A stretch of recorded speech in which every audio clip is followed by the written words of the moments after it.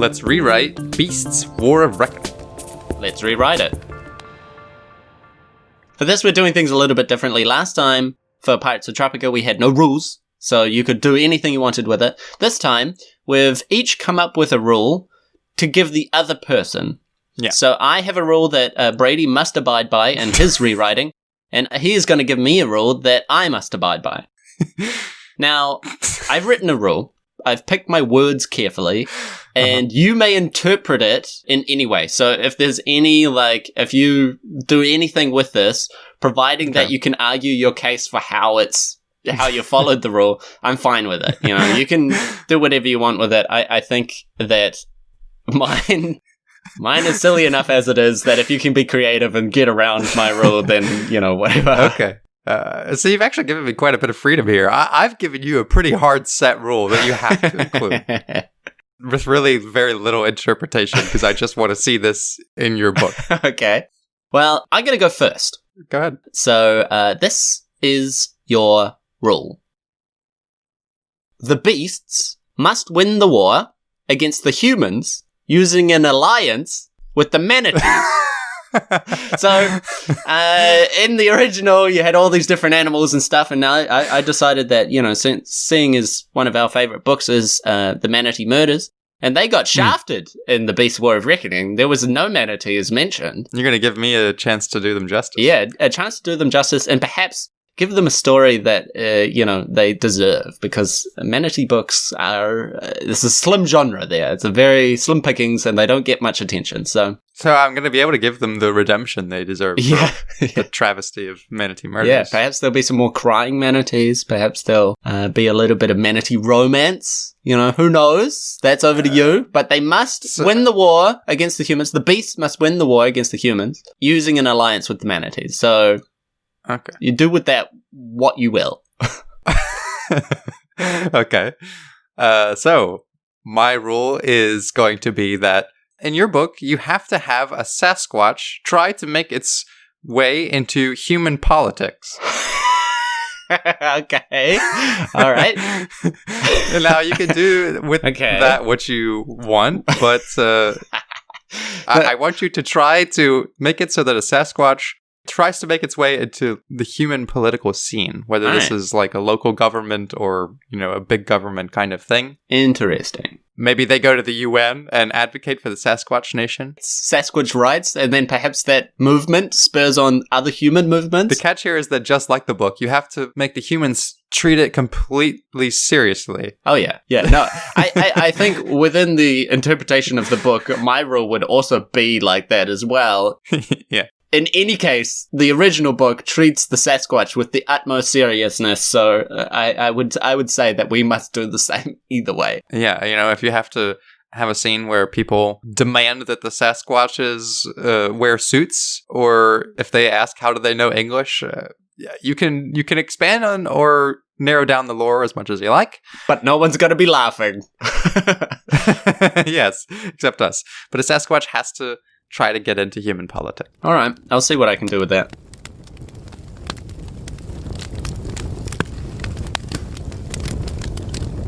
All right, so we're back now. We've each written a story based on the other person's rule.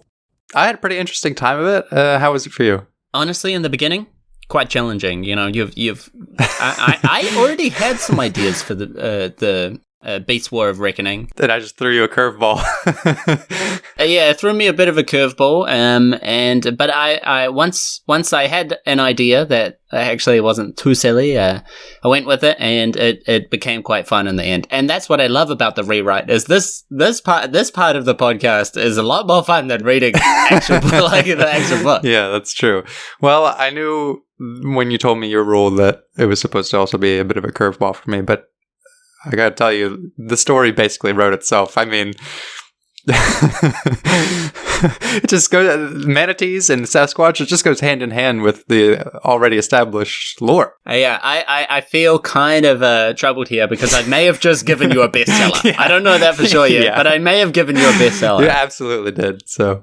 And I wanted to keep that for myself. I will say that I might get into the New York Times with what I've got here because this is ace. Well, I mean, with the rule I gave you, I expected, a grounded literary work to emerge from this, because it's the crossing of species boundaries, and there's so many themes and issues to explore there. And I'm sure you've done that idea the justice that I expect. Well, of course, Sasquatch and human politics was like, spaghetti and a fruit salad, but somehow I've made a delicious meal. I think that the consumers are really going to like this one. So, since I went last time first, you may go first this time. And, all right. But perhaps we should refresh the audience on the original book, Beasts: War of Reckoning. I mean, how could you forget it? It was the third in a series, and featured the Sasquatch and their animal allies going up against the humans, also known as man beasts. Yes, also known as man beasts, in a World War I / post World War I era world where beasts and man did not get along so well. And the book really at its heart was actually about who are the beasts.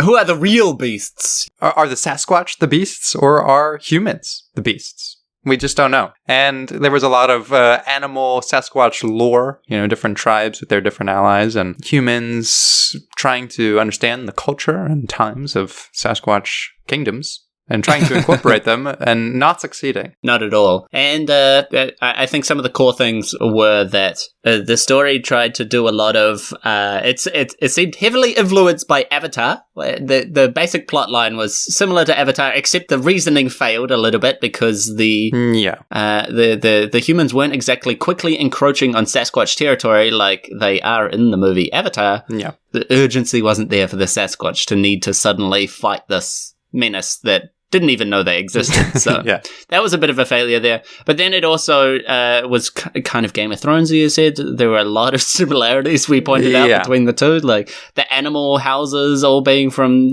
geographically linking zones with the wolves in the north and the snakes in the south and the lions in the west. And it was just, it was a little bit too similar. But personally, I've scrapped all of that nonsense and I've written something here that... Okay. I think, it's a lot better. Well, I've actually kept almost all of it, because I know this is supposed to be a series where we rewrite the original work, but I've actually written a sequel to Beasts: War of Reckoning. I'm instantly going to deduct points from you for that, because technically speaking... This is supposed to be rewrite, I know. You're launching your book after an already established genre. What you're doing here is fan fiction, if anything. It actually is. This isn't. You love Beasts: War of Reckoning so much. You've actually said the story originally was perfect. I couldn't rewrite that, but what I will do is add in a romance. Well, I really liked Beasts: War of Reckoning. It was probably my favorite book of the season. It wasn't my favorite to read, but it was definitely the best book, the most well written. I mean, no, it wasn't. It absolutely was not. Vigilante Reloaded was... On the scale of things. Vigilante Reloaded was so much better written. But anyways... it's true that, while I did like Beasts and I liked a lot of the lore because it was just so silly and ridiculous that I couldn't help but laugh when you read it. Yeah. But I didn't like the ending. It wasn't very good, and I felt like they squandered a lot of the cool things that you could do with Sasquatch being allied with animals. So I've written a sequel. I've taken the established lore and expanded greatly on it. And my book... And this time, they're going to space. Not quite. My book is called Beasts: War of Dreams. War of Dreams? So, I was challenged with incorporating... that Sasquatch have to win against the man-beasts with manatees as their allies. Brilliant. It is brilliant. And it goes like this. Following their surrender to the humans at the end of Beasts: War of Reckoning, the world now knows of the existence of Sasquatch, so they cannot simply go back into hiding in their usual canyon-y retreats. And so, they vanish. No Sasquatch. They vanish. For around 30 to 50 years. No Sasquatch have been seen.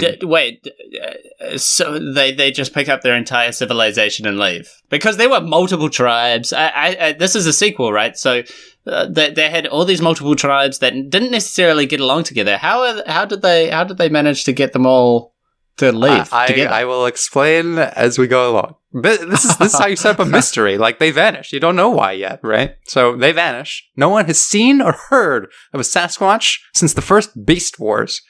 That's what I'm going to call them as well. They're the Beast Wars. They didn't even fight! So, as the Sasquatch have vanished, humans begin expanding their colonies into previously owned Sasquatch territory, expecting resistance. However, they don't find any. Where have all the Sasquatch gone? I'm imagining Marines walking through the Rocky Mountains being like, something ain't right here. All right, so there's a big time jump here, 30 to 50 years. Imagine, after the First World War, no Sasquatch have been seen, getting up into like 1950s, 1960s era of humanity, right? And this is going... Did World War II happen? Sure.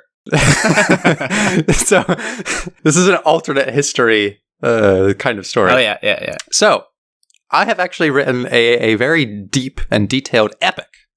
This is not going to be a traditional 3-act structure. I went for 6 acts. 6 acts of Sasquatch. Yes. So, Act 1 of Beast's War of Dreams goes like this. It's now the mid-1950s, and humans have settled into their world, feeling comfortable and no longer fearing another reckoning by the Sasquatch tribes.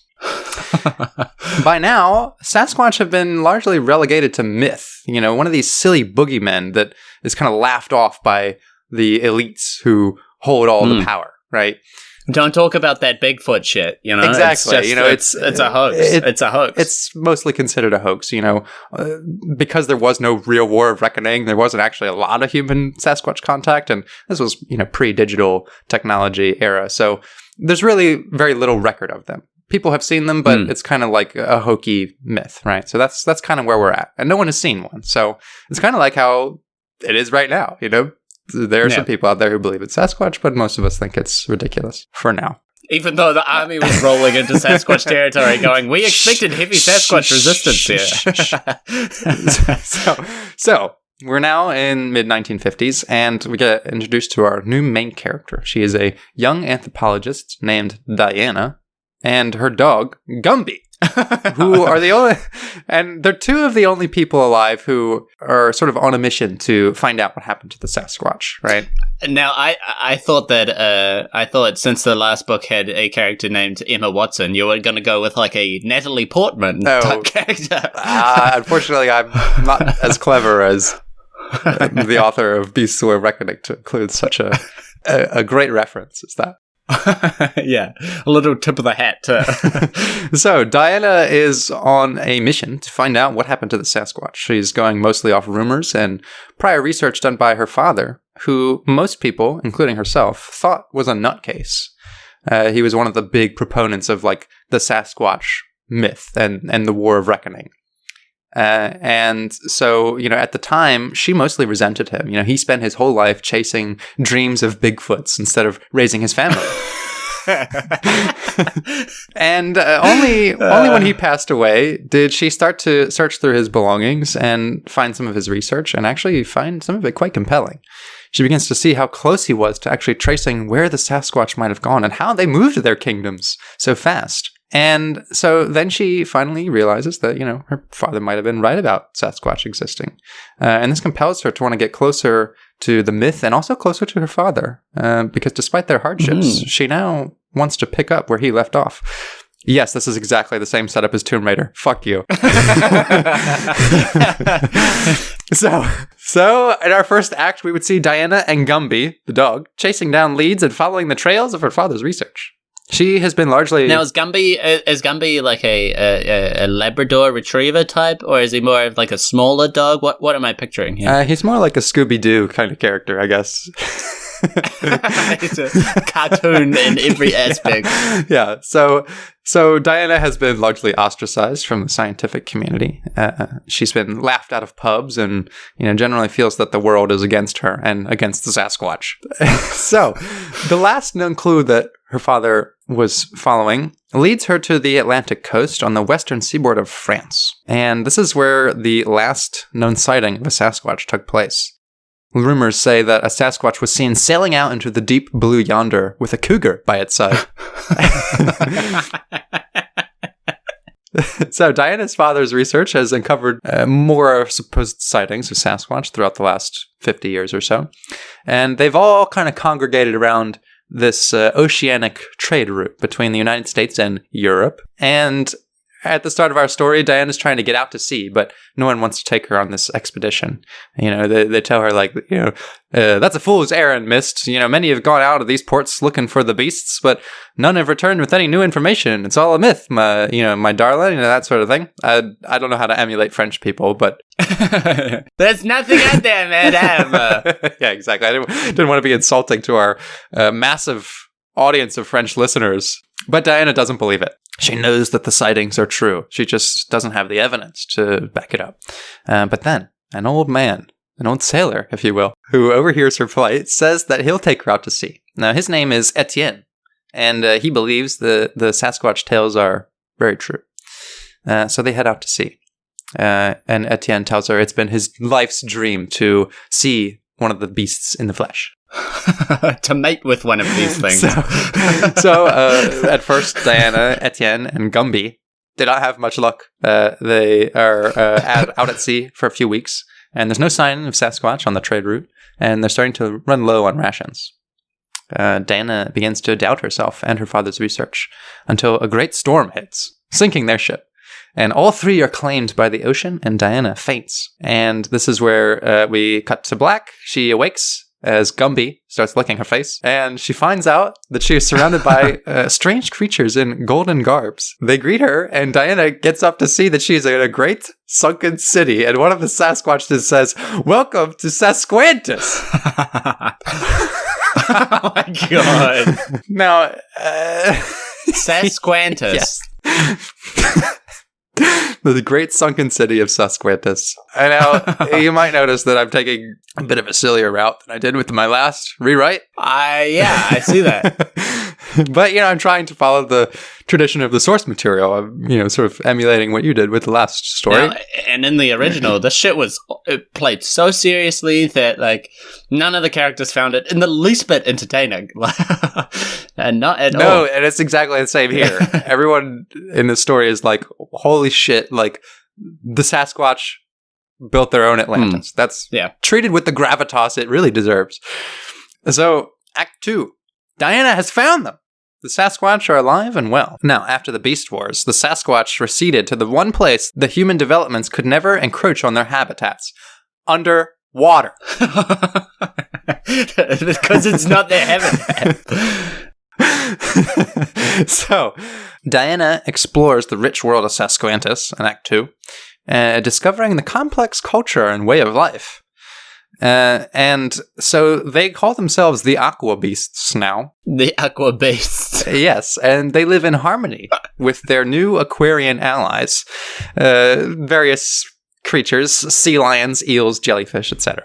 Marlins. Yes, as you like. You know, that would comprise the first couple chapters of Act 2, but, you know, there would be kind of hints that the great people of Sasquantis, while they seem to live in harmony, Diana begins to realize that all is not well in the Aqua Beast Kingdom. The more time she spends there, she gets kind of wrapped up in Sasquantian politics, and, you know, notes the different factions that exist there. And I've got a question. Well, we're not taking questions just yet, but I'll allow this one.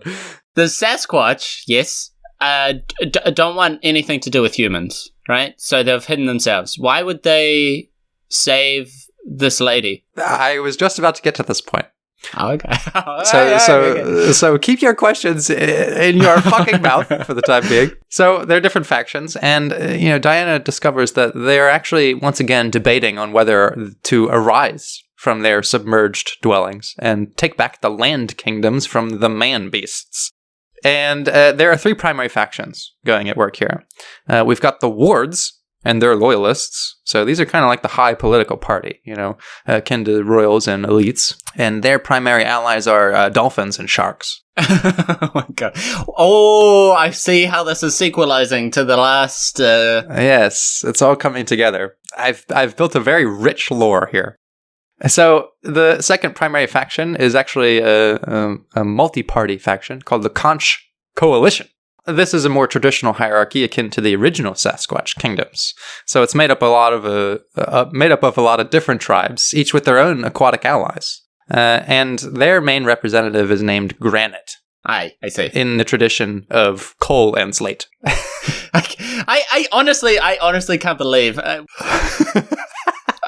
Once again, we've taken completely different routes. We've completely seesawed on this. Yeah, I've gone straight back into the lore because I love the lore of War of Reckoning. So the third primary faction is a more feral group of Sasquatch, known as the Squats. And they sort of reject the prim and proper political structure of the wards and the Conch Coalition. And they see their attempts each party makes to formalize society as too human-like and rather abominable. And so, three main factions. You've got the wards, you've got the Conch, who are like multi-tribes, and then you've got the ferals, or the Squats. And it's unknown what the ferals' allies are. So, as Act 2 continues, the Conch have been debating and fighting little cold wars, you could say, with the wards over territory and Sasquatchian policy. At this point, you discover that the wards want another uprising against the man-beasts, because they actually wish to take back the land kingdoms and assert themselves as the superior global race once and for all. And now, the Conch, they largely reject these ideas. They believe that they should try to live in harmony with the man-beasts, or at least continue avoiding them. They think it's too much to risk going to another war, and they remember all too well the horrors of the first Beast Wars to try again. I'm retconning that there was an actual war. And... Yeah, I picked that up. So, Diana gets wrapped up in this Sasquatchian life, and she recognizes the great and severe danger that humanity is in. Again, she fully understands the danger. Yes, the threat is real, and it is severe. So she realizes that for war to be avoided, the wards must be removed from power and the Conch must assume control. She must ally with the Conch coalitions, and so she makes a pact with Granite to help him. And this brings us into Act 3. Things begin to heat up. The Conch plan an attack on the wards, but they're discovered. It turns out that Etienne, the old sailor, is highly sympathetic to the ward's point of view. But having a lifelong dream of interacting with a Sasquatch, he feels that they have had their land kingdoms unjustly taken from them, and that it is unnatural for Sasquatch to live hiding underwater. It is. It sounds like it. Even though they're not real, I feel like that's unnatural for them. So he turns on Diana, and she and Granite are nearly arrested for sedition. Now, Granite, unfortunately, is captured, but Diana escapes with the help of Gumby, her dog. Her trusty companion. Yes. You can imagine, I don't know, whatever you like in terms of how they're breathing down in this place. Either the Sasquatch have evolved gills or a big bubble, or maybe they all have little helmets that they put on. Gumby as well, a little dog helmet. I don't know. And it's all played straight. Yeah, completely straight. So, meanwhile, the Conch tribes are largely slain by the wards, who further press for domination of the Aquabeast kingdoms. And now, with Conch out of the way, the wards have all the power in Sasquattis and begin their assault on the human world. And here, at the halfway point, Diana has kind of reached her lowest point. She feels deep shame and regret for the trouble she's caused. And just as things look very grim, she encounters the ferals who take her in. She's exiled from Sasquattis, and that's where she encounters them, on the fringes of Aquabeast society. Deep in the abyssal trenches. The Sasquatch rise. So we make it into Act 4, and now not much is known about the Squats, even by the other Aquabeast tribes. They've removed themselves almost completely from Sasquatchian life and live on the fringes of the city. So, some of their ways of life and different philosophies are shown as Diana gets to know the ferals. She finds that they're more spiritual and more natural descendants of the original Sasquatch. They're good God-fearing Sasquatch. Yeah, akin to the Native American tribes, if you will. Okay. So Diana discovers that the ferals have allies as well. The manatees. Oh, shit. the heavyweights of the ocean. Yes, and now it is significant that the pharaohs are allied with manatees because they are actually mammalian creatures. Little known fact about manatees. Something that you would have picked up if you had read The Manatee Murders is they are actually mammalian and they can shed tears. Yes, so they do have very human emotions. And, this is actually a very deep theme for the pharaohs, that they are allied with a mammalian creature, which is kind of, a bridge to the land kingdoms from which they originate. And so Diana is with the pharaohs now. She meets the manatees. And meanwhile, the wards have ascended the depths to take on the world of the man beasts. And there we would have some awesome scenes here where they ride their dolphins and sharks like fucking jet skis into the harbors and ports of land kingdoms all across the globe. They would sow chaos and destruction and wage an all-out war against mankind across the entirety of the fourth act. I imagine like a shortcut to some guy standing in a city near let's take Manhattan Island, and a New Yorker there making a slimy deal with another New Yorker there. He says, one day I'm going to get you for this or something like that. And the other guy goes, yeah, when I see a Sasquatch riding a dolphin and then coming into the harbor. Yeah, you see the fins start to circle around the Statue of Liberty. Some street worker would complain about the lack of environmental treatment in the city, and one day this land is going to claim us if we don't stop trying to claim it, and nature. The dolphin comes up, and the Sasquatch roars. So, at the same time as the great second beast war is occurring, Diana tries to appeal to the pharaohs to help get granite out of Sasquatch prison. Is that underwater Sasquatch prison? Yeah, honestly, the most fortified prison that has ever existed, of course. You would think so. So she pleads with them. However, the pharaohs, they're not really interested in playing politics. However, she convinces them that it's really only a matter of time before the wards come for them too. The humans will surely be defeated by the wards and their dolphin allies. As you would assume. There's really no doubts about this at all. So she tells them that the wards will never stop in their conquest to take over the whole world, and that the pharaohs will have no place to hide from them even after the second beast wars conclude. So the pharaohs agree to help, but first they need to get Granite out of prison. They go on a big giant fucking rescue mission, and once he's out, Granite rebuilds the Conch Coalition with the remaining loyalists. And he plans to first take the city of Sasquatches, then attack the wards while they are occupied with the man-beasts. A little bit of a cloak and dagger operation. Indeed, when your enemy least expects it. Yeah, the story's got it all. So, Act 5. Granite enlists the help of the pharaohs, once he's out of prison, and their manatee allies to spy on the ward's movements, because the manatee is a docile mammalian creature, and so they can inconspicuously gather intel on their operations above the water. So in Act 5, the conch is slowly rebuilt, and covert operations are undertaken by the manatees to thwart the ward's attacks on human colonies. And now, the conch have far fewer numbers, and not as many Aquarian allies, yet with strategic cunning, they use their manatees to infiltrate and surgically remove key military officers of the ward's army to defeat them. And finally, a big battle between the conch, now allied with the pharaohs, and the defending wars ensues in Sasquatches, resulting in the conch claiming ownership. Diana also confronts Etienne and takes her revenge on him for betraying her. The war still rages on above the sea, however. And the final battles... may I ask how the revenge is taken out? Is there some sort of tying to the back of a manatee and taken out to the point where he drowns? Or I don't know. Sure. Or, I don't know. Something with Gumby would happen. Something silly. Who cares? Gumby gets him by the throat. Yeah. And now, the war still rages on above the sea, however, and the final battles that will resolve the Great Second Beast War are just on the horizon. Act 6, the final act.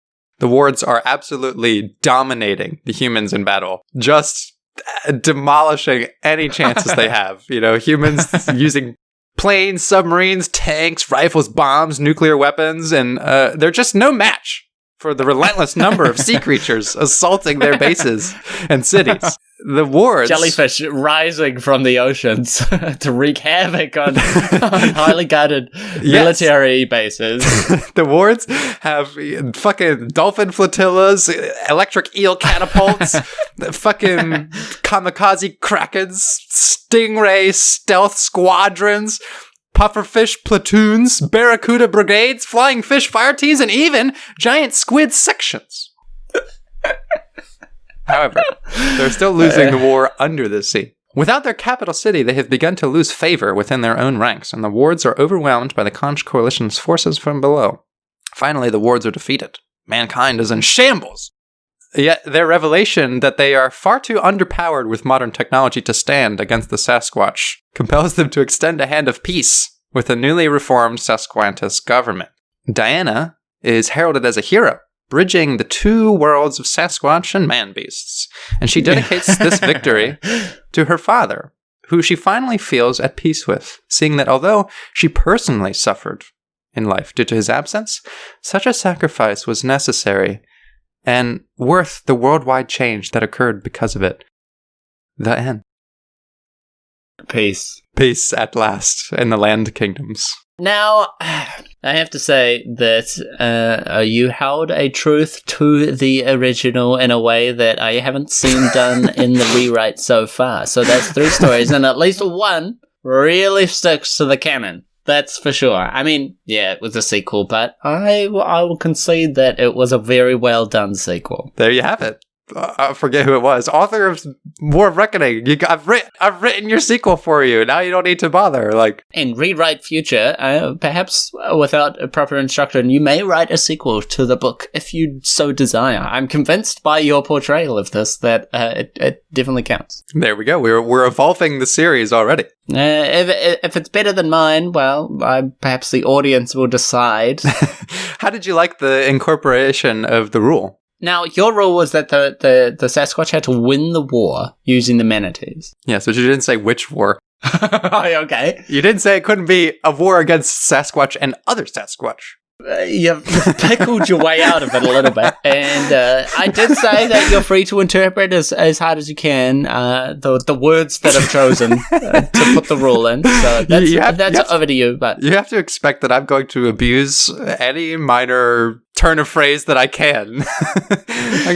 I also want to point out that when me and Brady were doing this, I got stuck in the beginning and wasn't able to write so quickly my story because I didn't really have an idea. Brady, however, instantly sprang into action and quickly messaged me saying that he had completed his story and that it was an ace in the hole.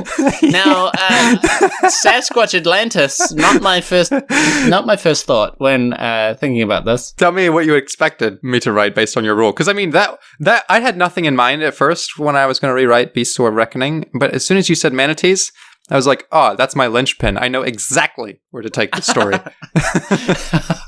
I kind of thought that you would interpret the names like manatees and just say, well, they're a motorcycle gang called the Manatees, and that's who they're going to use to win the war. But no, you stuck true to the word, and I am surprised and impressed. I will say. Well, that's the fun and beauty of this little series is that we can twist the other person's words and go as literal or as metaphorical as we want. You never know what you're going to get. Yeah. Now you said I had to interpret your words to the letter, that you're going to be very strict with how this came in. No, I said that you can do anything you want with this as long as a Sasquatch tries to become a political agent in the world of humans. Now, I took that very literally, and I doubled up. So, okay, let me tell you first what I was expecting when I told you this. I expected you to put, Cole or Slade, or I didn't expect you to take those characters, but any Sasquatch and, dress him up in a suit. And at first, try to have him play off like that he's just a gruffy man like that he's just a regular human, and that the mystery would unravel, that he was actually a Sasquatch, and that there would be a great political debate about the value of based in politics. Yeah, no, like maybe he made some great policies, or he was did some good things, and then people discovered, and then they would really have some weight to the value of a Sasquatch being equal to a human. That is an interesting route, but I'm going to be honest here. I struggled in the beginning, and then I was with my family, and my sister mentioned quite a good idea. So I'm not going to take sole ownership of this, for it was not only me who devised this. I wrote the story, but the initial seed was planted by my sister. Okay.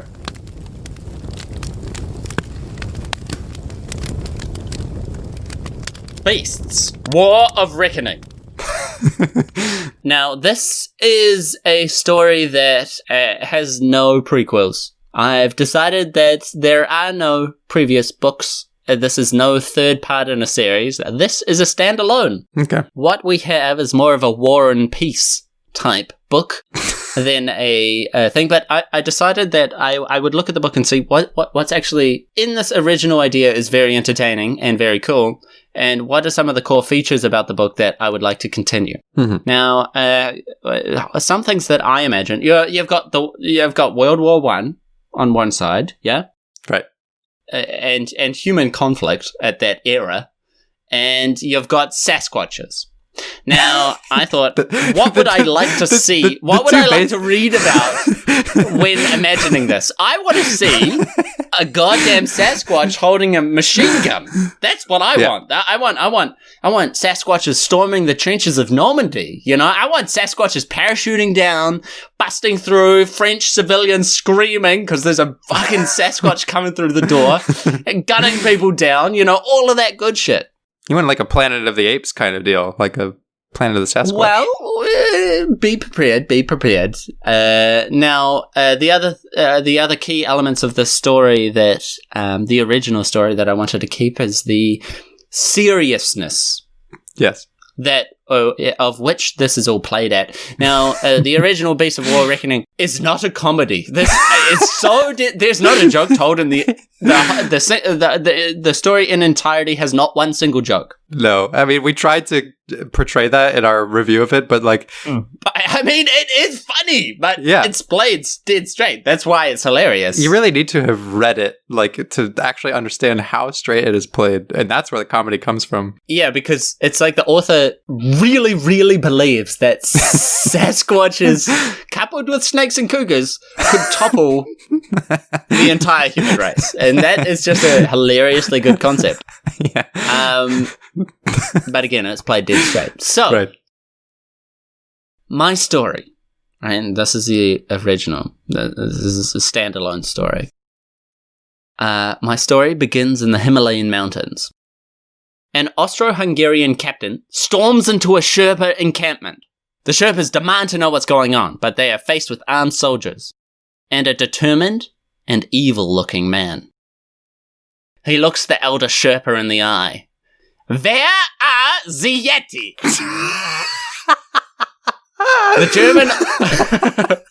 The German-Austrian forces, aided by Yeti manpower, are able to turn the tides of war. Oh, fuck. In the build-up to World War I, the German and Austrian forces, they see that this war is not going to be won in an easy manner. They are looking for more strength in numbers and perhaps the superior soldier.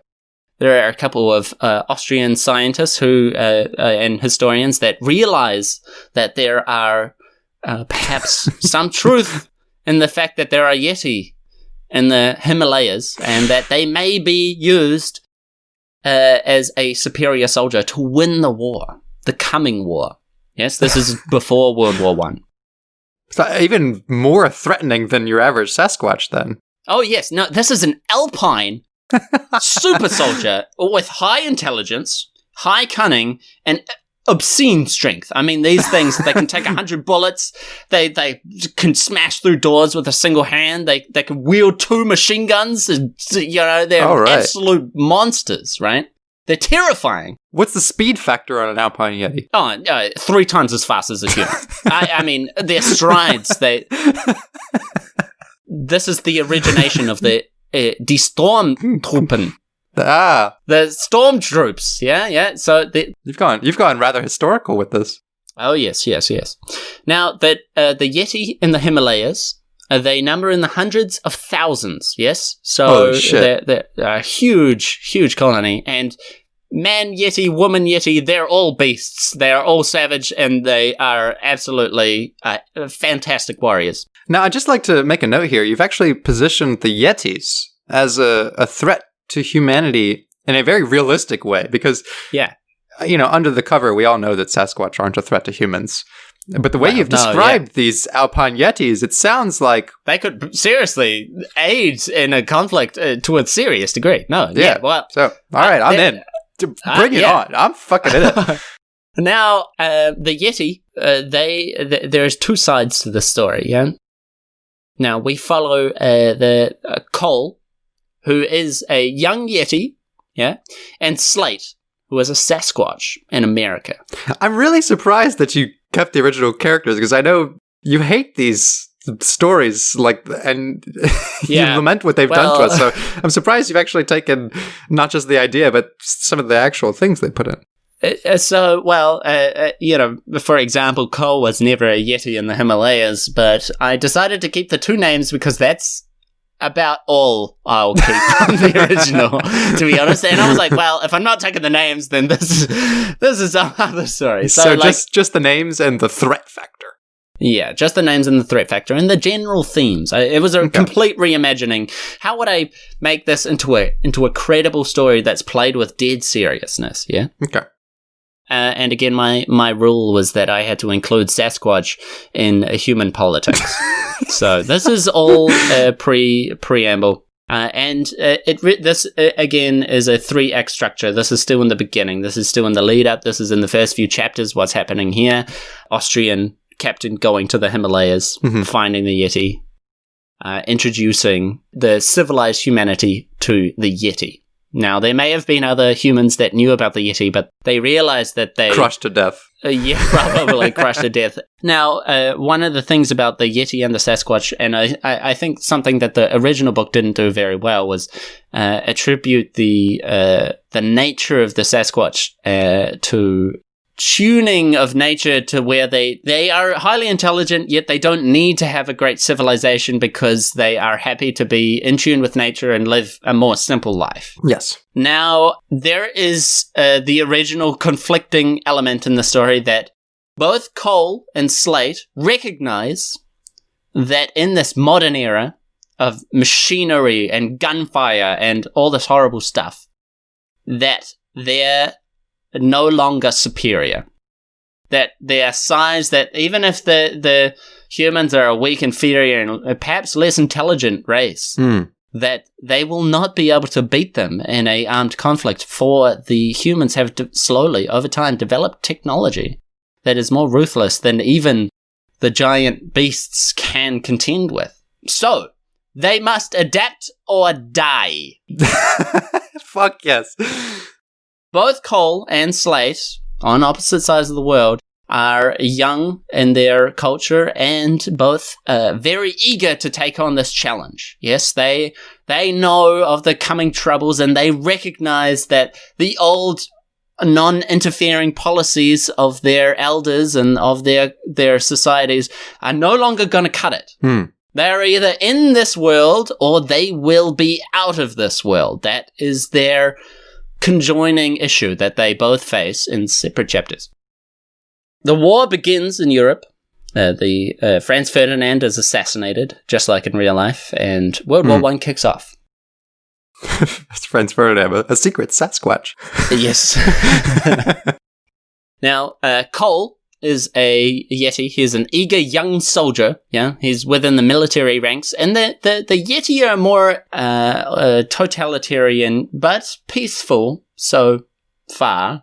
outside of their exclusionary zone. Within their society, they are very peaceful. They understand their role in nature, and they do not lead conflict, but they defend themselves in their area.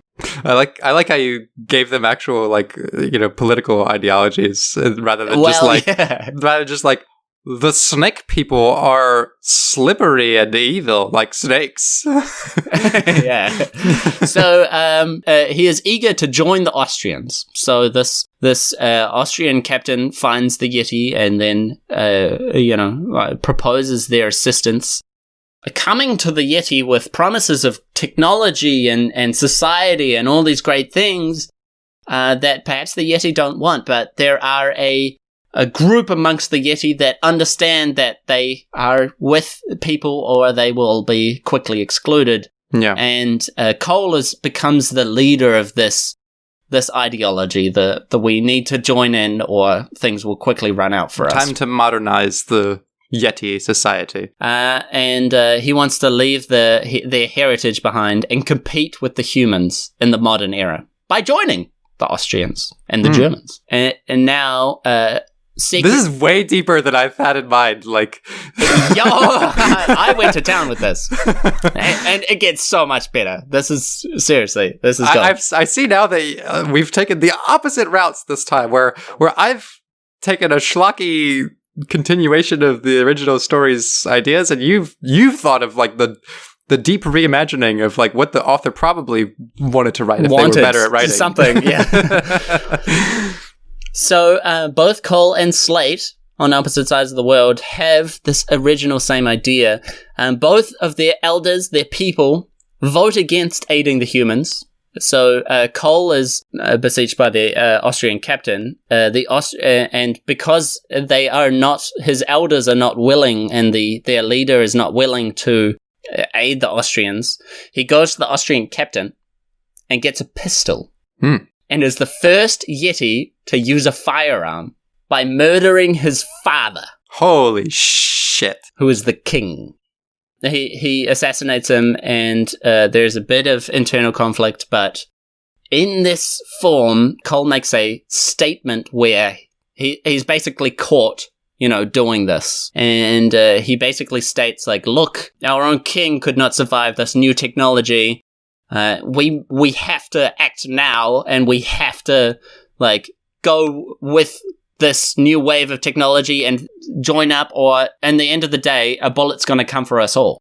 Now, I didn't write out this speech, but it would be quite thrilling and quite persuasive. You've given them an actual reason to go to war rather than just, we should kill them because they're the man beasts and we're the Sasquatch. And now the Austrian captain is more than happy to assist the assassination of their old king, and this puts Cole in the position of a semi-vassal of this, the Austrian Hungarian nation. For all intents and purposes, it's not really its own country, but it's more of like an additional secret manpower source. So in this interim, a lot of Yeti begin moving from the Himalayas to Austria and some parts of Germany to begin their training, to begin their rehabilitation into modern society, to get them equipped, to get them ready for holy shit, this is getting fucking intense. The Americans and the Western forces pick up on this. They see this new stunning warrior, this absolute, all of a sudden, the Sasquatch, the Yeti, Bigfoot, all of this crap becomes not just real, but the ultimate fear for the humans, right? They've spied on the Germans, they've seen these super soldiers, they've seen their intelligence, they've seen their pride, they've seen all their glorious nature, and they are terrified. Holy shit. There are rumors in the US. There's Bigfoot, the Sasquatch. They've heard their own tales about this beast of man. They go in search of their own super soldier, an Übermensch, perhaps, and they find one. Deep in the Rocky Mountains, they discover many tribes of Sasquatch. Formerly hidden from society, these Sasquatch are as big and as brave as the Yeti that they have come to fear. And they have the same non-interference policy as the Yeti. However, these Sasquatch range in their millions and are factionalized and unsolidified into a single state like the Yeti were in the Himalayas. Their society is a little bit more democratic, a little bit more open, but ancient and very hard to change. Now, our character in the Sasquatch is Slate. He's another name I've taken from the original. He's the youngest member on the Council of the Rocky Mountain Tribes. Yes, these tribes have a coalesced council, and he's intelligent, but he lacks wisdom. I see. The old councillors always want to vote for neutrality and non-interference, but he wants to assist the humans and modernize the Sasquatch for fear of being left behind by the humans. Now, this is the same idea as, but in a less military... Yeah, you've really contrasted, the ideas of the age the humans had, in a way, with... and incorporated the Sasquatch lore into it. This is fascinating. I'm into this, man. This is still in the beginning, and this is I cannot wait to tell you what happens. So, bring it on. I'm fucking in for it. Give me it. Now, war has begun, as I said. So, Slate the Sasquatch. Now, he is trying to convince the council that they need to join the Americans and the Western forces in the war and join up fast, or whoever wins the war will come after them next, right? If it's the Germans and the Austrians, they will come to America with their forces, the human and Yeti, and they will be fully war-hardened and fully capable of ruining Sasquatch society, whether they want it or not. But the traditions of the Sasquatch are hard to pass, and the old council is very hard to convince. Slate, he works heavily alongside the humans that he is now in full contact with. He is the first Sasquatch to fly a plane. What? And he does visiting tours to the Sasquatch tribes in an effort to demonstrate this new technology, in an effort to show the Sasquatch that not all of this technology is bad and some of it can be beautiful, and that this isn't the necessary this old hedonistic technology that they have come to hate.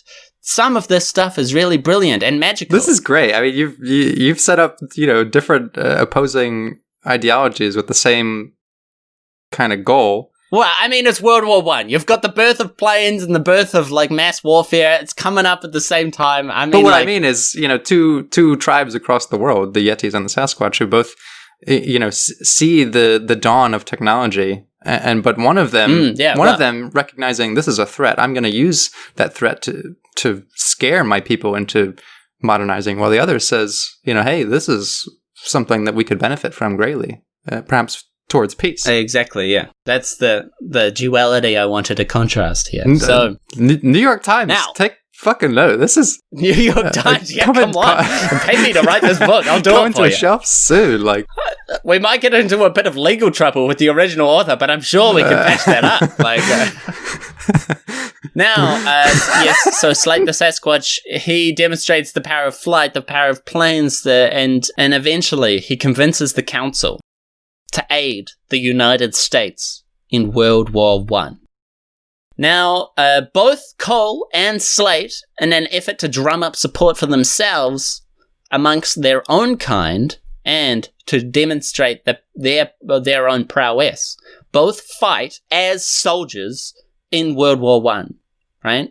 So you've got Cole storming fucking buildings with German and Austrian forces. He's got his fucking Schnellfeuer pistol and his dual fucking, whatever other rifle and his Gewehr 98 and he's busting in doors and shooting humans and Sasquatch alike, and it's all quite dramatic and spectacular. And on the other side, you've got Slate the Sasquatch, and he's being the hero that, he's taking on his courage and perhaps a bit of his young youth along with him to aid and demonstrate the prowess of the Sasquatch to the humans, but also to demonstrate and to lessen the fear of the humans towards a Sasquatch, right? We can fight alongside these humans. They're not our enemy, you know. We can be a part of this world and not suffer for it. And that is the end of the first act, the beginning of my story. Holy shit. Now, you've on one side, I would just like to refresh. You've got Cole, who has murdered his father. Yes, has done quite a harsh deed, which he has, in his young age, tried to suppress a little bit, and just had to be done. He's the old age. This is the new world. We have to adapt, and a lot of it was bravado, and a lot of it was false courage, but it deeply harms his ego, his ideas, and he has a lot on the line now, right? Because he's taken a great sacrifice. Slate, the Sasquatch, on the other hand, has convinced his people through words and through demonstration and through speech how and so he doesn't have that great black smudge on his career so far. Yeah. Now, the Yeti and Sasquatch adapt quickly to modern life. They're highly intelligent, right? So they fit into this world quite fast. And because of their superior size and their superior morals and ethics and all this, they seem to they quickly find themselves working in chief positions, right? They're you put a Sasquatch in a mine and he will mine good. I'm sorry. It's just you have made this far more intriguing and serious than the material deserves, and I still cannot stop laughing at the image of Sasquatch. And you imagine these big hairy boys walking around picking up guns, and I mean it's what you want. You know? Yeah. All right. So the humans see this new threat. Not just because the Americans see the Yeti and the Germans see the Sasquatch. No, that's not the threat. The threat's from within. These Sasquatch and Yeti are taking our jobs. They're coming right in, and a man loses his job because a Sasquatch can replace 5 guys? That's not right, A lot of men are suddenly finding themselves out of work, out of jobs, and out of support because of this new manpower that's coming in. This new beast power, perhaps. Now, Slate the Sasquatch struggles to fight for the rights of his people in their new realized world. Many travesties are done to the Sasquatch. They're segregated from a lot of the even in the military. They're segregated into divisions of their own. They're not allowed to fight directly alongside. They need their own captains. They're sort of kept out of military high command, and there's a lot of bigotry, and we're not going to let some hairy old oaf into our war room, The humans are not quick to accept them into their society, but many companies, many agencies are willing to exploit the beasts, right? They're capable workers, And they're not fully in tune with the economic policies. What is a fair wage? If I can do the job of five men, I should be paid 5 times perhaps as much. But they don't realize all this in the beginning. Plus, their survivability is so much stronger than the humans that they often don't need as much. And their old ethics about how, to be humble and to accept what you're given, that puts them in a bad position because humans are used to corruption. Humans are used to a strenuous society. The Sasquatch are not. So Slate struggles to fight for their rights, and they're no longer capable of remaining hidden from the world. And they settle all over. As the war spreads from place to place, Sasquatch find new homes, they find new places to be, and they get quickly drawn into the conflicts and strifes of the people that they're suddenly attached to. If you fight your life in France, perhaps, you stay there in the end. That's another idea. Can't go home. Can't go back to your peaceful society. I mean, after you've picked up a machine gun and fought alongside Frenchmen your whole life, perhaps there's no going back. Yeah, there's no going back. Because of the disbursement. All these different countries, all these different peoples, Slate finds it impossible to actually consolidate their nation, anymore. You know, it's not as if he can't go and contact everyone. He can't ensure everyone's safety. Yeah. They're all over the place. Some of them are being mistreated. How do you cope with that? Yeah. Now, Cole is taken prisoner at the end of the war. The Western forces win World War I, and Cole is taken prisoner. Despite their early deployment of the Yeti and the superior tactics, the Western forces just proved too powerful, and the Sasquatch also have superior numbers to the Yeti.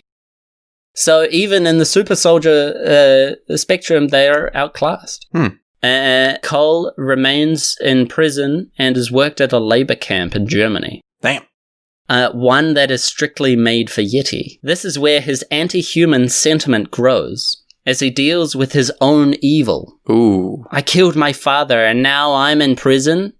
An all Yeti prison? Is this what I've done for my people, and I murdered my own father to do it? He spends his time drumming up strong support from both Yeti and Sasquatch within Europe. And this is where he writes his manifesto. Oh my god. Slate the Sasquatch, on the other hand, garnishes civil support in many nations from unions of beasts. He gets much support, but he also gets hatred for putting the beasts in this position in the first place, right? He is largely, although not the only one, associated with the Sasquatch initiation into the modern world. They could have kept themselves secret to a large part, and a lot of Sasquatch now blame him for their hardships and their disparity. True. But he fights for Sasquatch. He fights all over the world for Sasquatch rights, and he gets many Sasquatch and Yeti out of their seclusion, out of their disparity, out of their prisons. A lot of them are still war prisoners, and he gets them freed, including Cole, inadvertently. Now, once Cole is freed, Cole quickly gains serious populist support from both Yeti and Sasquatch in the European territories. Damn. He manages to start his own political party called the SYPP, which means the Sasquatch Yeti Protectionist Party.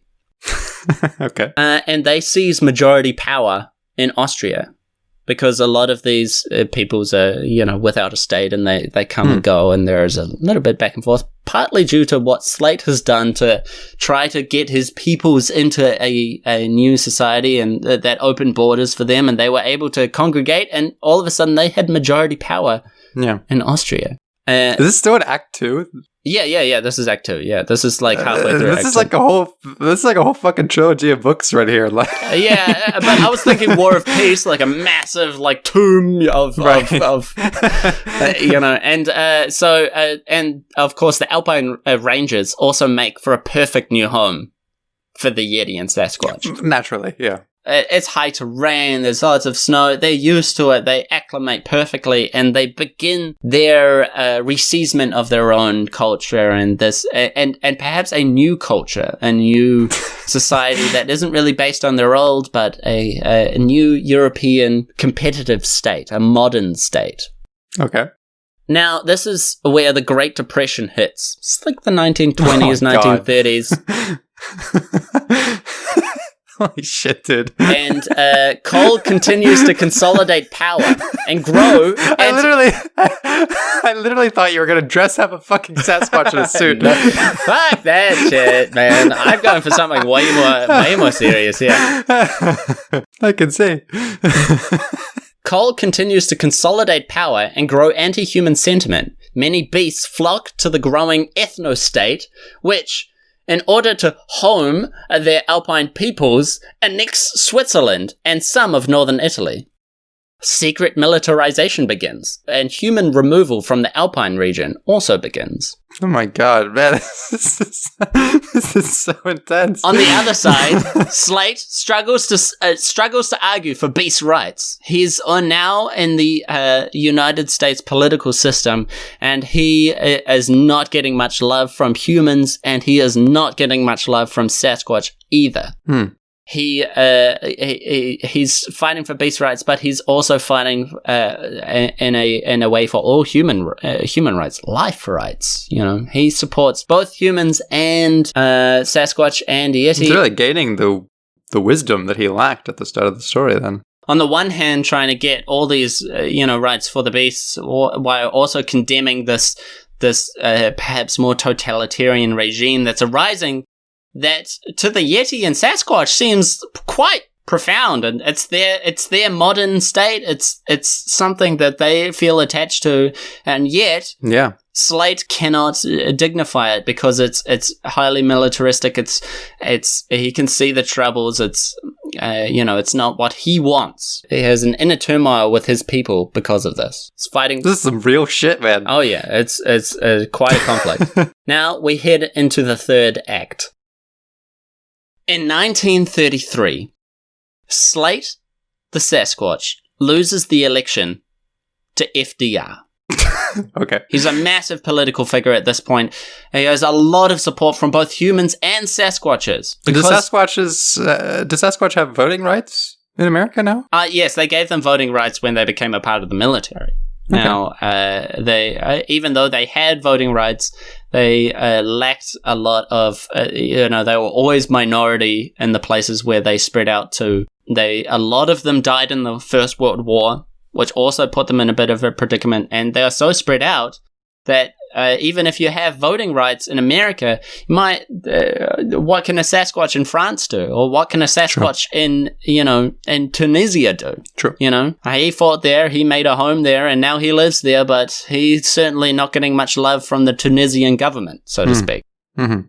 So in 1933, Slate, now a major player in US politics, loses the election to FDR. And he is greatly troubled because he really thought he was going to win. And it was quite close. And he fears if he cannot win the battle for the presidency, he may see his kind in another battle in Europe.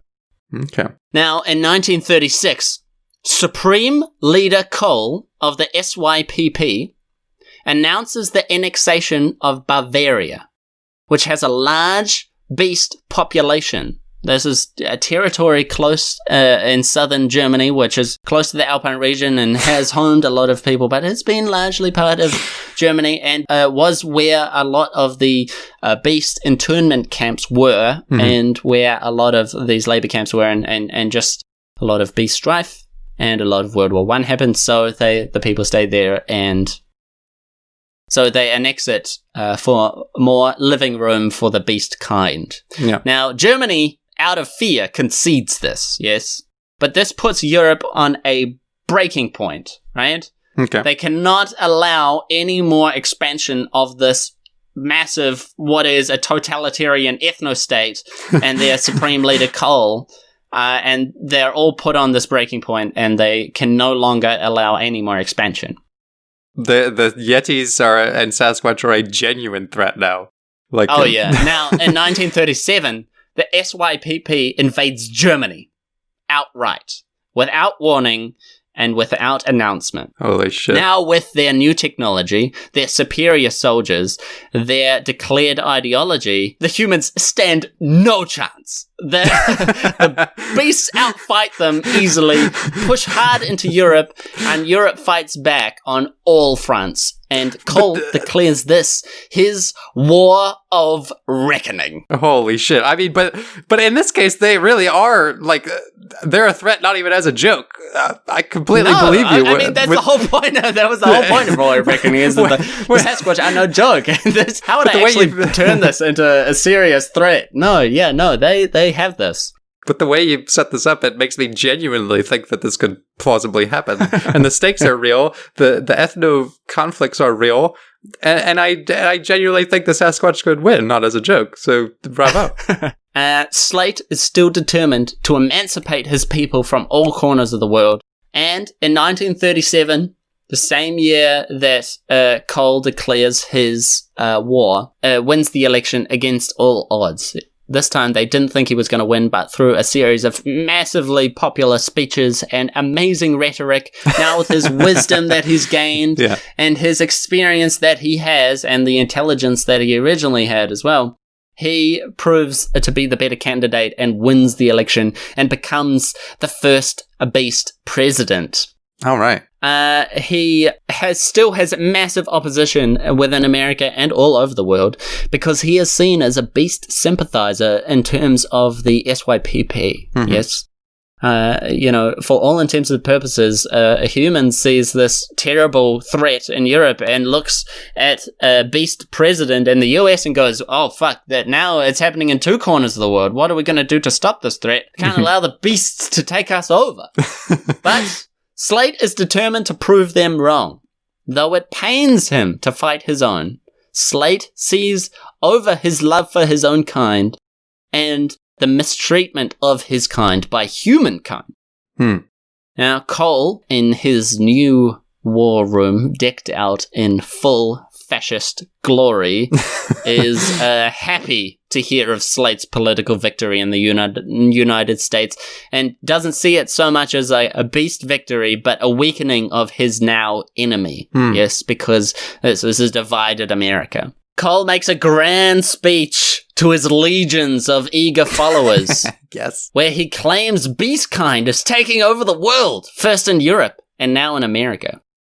But in our final chapter, we see as an angry Cole watches on as Slate steps in front of Congress and gives a speech vowing to end the despicable SYPP and their ethno-state, fighting not for beasts, nor for men, but for freedom and for liberty. As the Congress erupts in full support, America, beasts, and man will launch their very own War of Reckoning. Holy shit. And that's where the book ends. What? Yeah. Wait, what? Where's the War of Reckoning? No, it ends before the War of Reckoning comes. Well, Slate declares his War of Reckoning and Cole... Just like the real book. Well, yeah, very faithful to the original. However, I adapted it into a way that it would seem satisfying. Where you don't need to see the outcome of the war because I need to see the outcome of the war. Well, then buy the sequel. Because in the original Beasts War of Reckoning, it's like, no, there's no war, and I'm like, okay. Like you've resolved all the conflicts, but in this, I'm like, holy shit! Who wins, dude? I need the fucking what happens? I looked at it and said, this as much of a story about war and about the growing of the modern age. This is also a story about Cole and Slate and their paths through lives and their development as characters. And you've got Cole, who goes from a eager soldier ready to save his people, and he goes too far in that direction. He murders his own father. He becomes corrupted by this fear of what he's done, and he goes too far, and he becomes Yeti Hitler. and not even in a silly way, like in a legitimately terrifying way, straight as fuck. And then you have Slate, who, despite the hardships that he experiences from humans and the hardships that he experiences from his own kind, fights over all of that and vows to fight for what really is important, which is freedom for everybody. Despite of all the things that he's gone through. Now, you've got President, and I called him in my outline. I called him a Sasquatch Abe Lincoln, and then I had Yeti Hitler. And if you present it like that, then it seems like outrageously silly. And I was like, but it shouldn't be that silly because you could do it in a way that seems actually alright. Can I just say, wow. In terms of taking what Beasts War of Reckoning tried to do with it was so ambitious with multiple point of views, interspecies conflict, extra species conflict, political ideologies, different tribes within Sasquatch, different tribes within humans, tried to build up all this shit and just completely flatlined. Yeah. I mean, it missed so many opportunities of what you could do with that, I feel like. There are so many things that you could do. And it not only missed the mark with, like, the seriousness of the story, it missed the mark of just telling the story. But what I have just heard, the depth and the escalation is so believable and so true to what I imagined when I first picked up the original Beast War of Reckoning and what I thought I was going to get, that this is the new canon for me. I'm glad to hear you say that, because I struggled with this one, seriously. It took me so long, and I will say again, I will repeat, this is not all an idea of my creation. Walking down the street with my sister, I told her my problem. I have to rewrite Beast War of Reckoning, and I have to have a Sasquatch in politics. And she's like, and it's World War I and World War II. Why don't you do Sasquatch Hitler? Oh yeah, boy. Yeah, I could see that. Yeah. Now, see, this is why this process is. It's very new to both of us, but it has been so funny to see how, like, first when we were kind of given free reign, what we did with it, with Pirates of Tropica, but now to give each other a rule.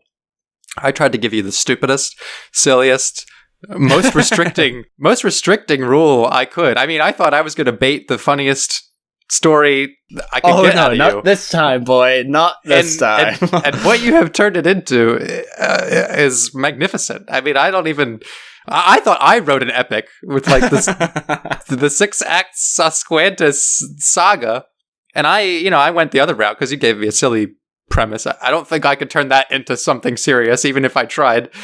The manages just offer no like probable reality. No. And anyway, at least like Sasquatch and Yeti, you're like, oh yeah, but they're like bigger humans, and you can sort of interpret them because they're not actually real, but manatees actually exist, and they're fucking stupid. Like, I would have had to do something like you said, take the manatee and make it something else, like not literally interpret it.